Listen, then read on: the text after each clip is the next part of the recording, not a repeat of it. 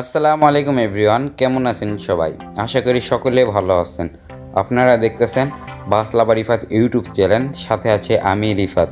তো গাইস, আমি বেশ কয়েকদিন ধরে ইউটিউবে বোতল গ্যাস কীভাবে বানায় বা বোতলের থেকে গোবর দিয়ে কীভাবে গ্যাস তৈরি হয় এগুলো ভিডিও দেখতেছি। তো আমিও এই ব্যাপারটা দেখে আমাকে ভালো লাগছে, তো আমিও ট্রাই করলাম যে আসলে কি গ্যাস তৈরি হয় কি হয় না, এটা আপনাদেরকে জানানোর জন্য। তো গাইস, আর বেশি দেরি করব না, আর এখানে কি কি প্রয়োজন কি কি দরকার সব কিছু আমরা মূল ভিডিওতে বলে দিব। আর যারা যারা আমাদের চ্যানেলে নতুন গাইস, অবশ্যই চ্যানেলটাকে সাবস্ক্রাইব করবেন আর আমাদের পাশেই থাকবেন। আর ভিডিওটা যদি ভালো লাগে অবশ্যই একটা লাইক দিতে ভুলবেন না।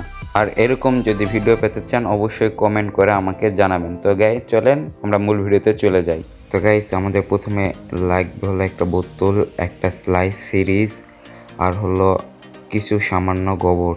তা গাইস, আমরা প্রথমে বোতলের মুখটাকে ভালোভাবে ছোট করে ছিদ্র করে নিব এইরকম করে। তারপর স্লাইস সিরিজ যেটা আছে ওটাকে ছিঁড়ে ভালোভাবে মুখে লাগায় দেখবো কি ঠিক রকমভাবে কি হয়েছে না হয় নাই। গাইস, আমাদের এটা সম্পূর্ণভাবে লেগে গিয়েছে, তো আমরা এটাকে আবার বোতলের সাথে লেগে চেক করবো যে এখান থেকে কোনো হাওয়া কি বের হবে। এখন তারপর আমরা এটাকে গ্লুগানের আঠা দিয়ে সম্পূর্ণটা ভালোভাবে জোড়া লাগিয়ে দিব, যেন কোনো জায়গায় ফাঁকা থাকে না গাইস। ফাঁকা থাকলে গ্যাস বের হয়ে গেলে কিন্তু আগুন ধরবে না। তো গাইস, আমরা এটা সম্পূর্ণভাবে ভালোভাবে নিয়ে এখন আমরা গোবর নিব কিছু পরিমাণে, বলতে গাইস অল্প একটু বেশি গোবর নিব। গোবরটাকে আমরা সুন্দরভাবে পানি দিয়ে মিক্স করে নিব।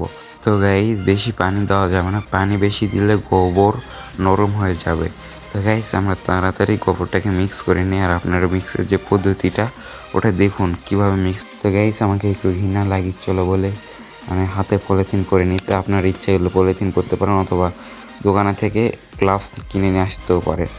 আর গাইস, আমরা এখন ওটাকে ভালোভাবে তুলে নিব।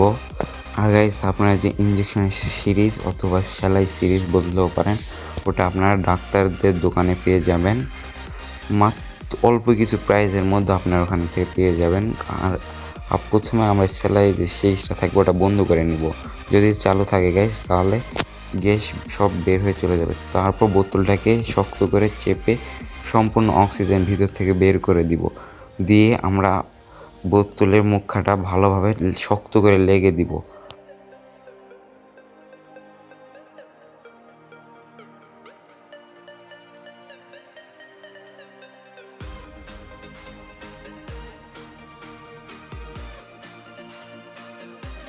আর গাইস, আপনারা সবাই চেক দিবেন যে বোতলে ওটা কি কোনোভাবে খোলা আছে নাকি।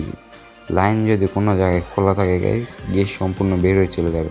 আর গাইস, আমরা গ্লুগানে আঠাতে সম্পূর্ণ বোতলটায় মুখটাকে সিল করে দিব, যেন এখান থেকে কোনোভাবে গ্যাস না বের হয়। তো গাইস, আমাদের বোতল গ্যাস রেডি। আর গাইস, খুব কষ্ট করে বলতে হচ্ছে, আমার পরে যে পার্টগুলো ছিল ওগুলো ডিলিট হয়ে গেছে কিছু সমস্যার কারণে। তো গাইস, তার সমস্যা নাই, আপনারা যদি এর সম্পূর্ণ ভিডিওটা পেতেও চান আমি আবার নতুন করে তৈরি করে আপনাদেরকে ভিডিওটা দিতে পারবো। অবশ্যই আমাকে এই ব্যাপারে আমাকে কমেন্টে জানাবেন।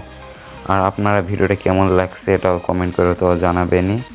আর আমার চ্যানেলে যারা যারা নতুন অবশ্যই চ্যানেলটাকে সাবস্ক্রাইব করবেন।